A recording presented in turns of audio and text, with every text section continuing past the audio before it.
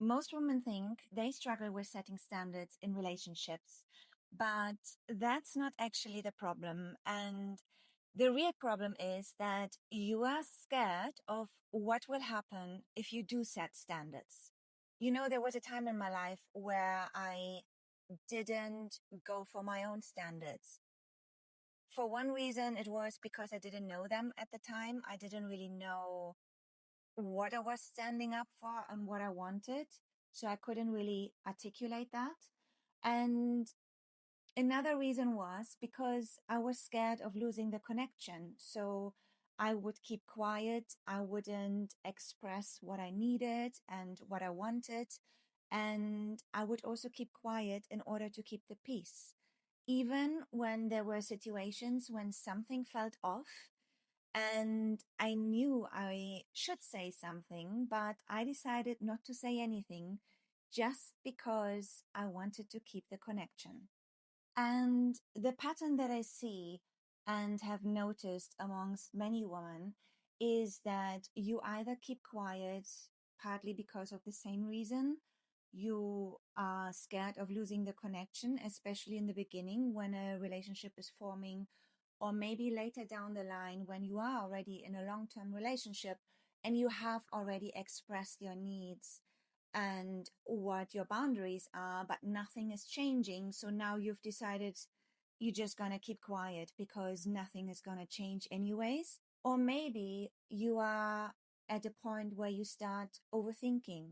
Again, also something really common in the beginning of a relationship or even before you start dating and you sending each other texts and you start to overthink, or maybe you shouldn't have sent that message, or maybe you shouldn't have said so much. And if you do keep quiet and you don't say something, then you start to overthink, maybe you should say something, right? Or another example is also that maybe you are checking on his mood. When he comes home from work and he's tired and he's just being more quiet, you start to wonder what's going on in his mind. Maybe something happened that you are not aware of, and now you need that reassurance that everything is okay between the two of you, and you start to check on his mood.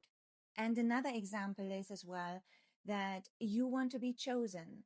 So again, especially in the beginning of something forming, you again need some reassurance. You are waiting for his message, or you are waiting for a reaction from him. So these are just some examples that I have noticed amongst many women and also in myself in the past, where I feel like women are starting to lose themselves in this process without even noticing it. And you know, it is not that you don't have any standards, but it is that losing him feels probably worse than losing yourself.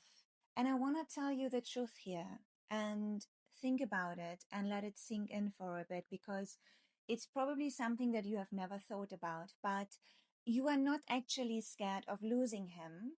You are much more scared of what it would mean about you if you did. So I'm going to repeat this. You are not scared of actually losing him. You are much more scared of what it would mean about you if you did.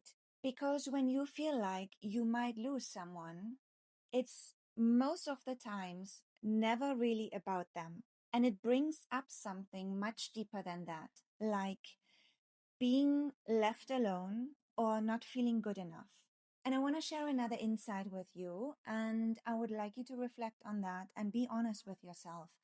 Because how often have you been in the beginning of a relationship that you are being quiet and you feel more safe not to say what you want or what you need or what your expectations are, and you keep quiet because you fear of losing the connection or of not really securing him, right? And then later down the line, when you are in a more committed long-term relationship, let's say a couple of months later or a couple of years later, you all of a sudden feel more secure of expressing yourself, and you become more demanding or you become more controlling. And this can look like confidence now, because now you are expressing yourself of what you want, what you need, are your expectations. But it's actually the same fear, just expressed in a different way. Because this is not coming from self-trust. It is now coming from the fear of losing control. You know, setting standards, it's never about controlling someone else. It's about being able to stay with yourself, even when it's uncomfortable, and even if it means you risk of losing him. And I want to share this with you from my own experience, because if you keep choosing the connection over yourself, you will keep finding yourself in the same situation.